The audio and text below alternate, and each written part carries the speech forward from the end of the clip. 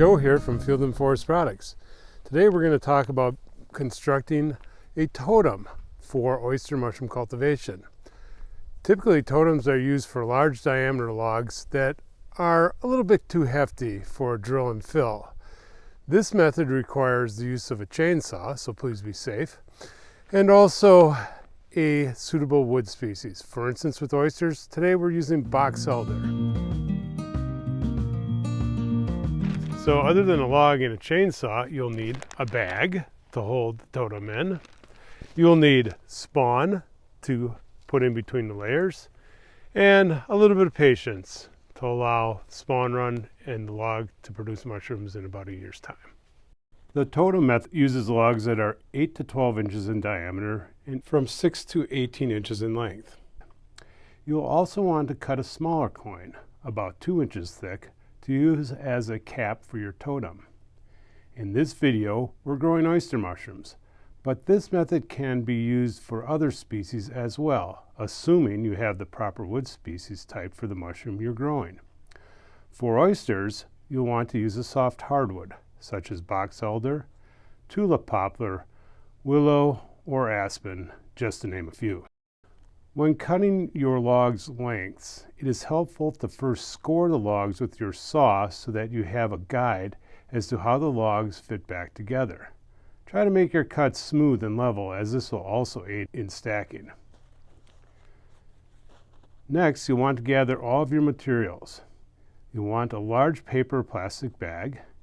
You can do this process without, but the bag helps trap humidity, allowing for your logs to have healthy, fast spawn run without being exposed to drying elements such as the wind. Today we're using a paper bag, but you can also use a plastic bag. If you want to start this project in the winter months, you can do this indoors, but in that case, we would recommend using a plastic bag to lock in moisture. Take your bag of spawn and massage it until the spawn is a pourable consistency. You can use either grain or sawdust spawn, but we opt for sawdust to keep the chipmunks away. Pour about a cup of spawn into the bottom of the bag and spread it out in the shape of a pancake. Set your first log chunk directly on top of the spawn inside the bag. Make sure the end of the log has good contact with the spawn. Sprinkle more spawn on top of the log. You're aiming for a layer that's approximately 1/4 inch deep. Spread it evenly over the top end of the log. Set the second log on top of this, lining up your score marks to ensure stable stacking. Repeat this process with a third log round if you have it. To protect the spawn from drying out, you'll want to cap the totem with either a thin log coin or a paper grocery bag. If you're using a paper bag, cover the top of the log and secure the paper with a large rubber band or twine. Today we're using a log slice which will rest firmly on top.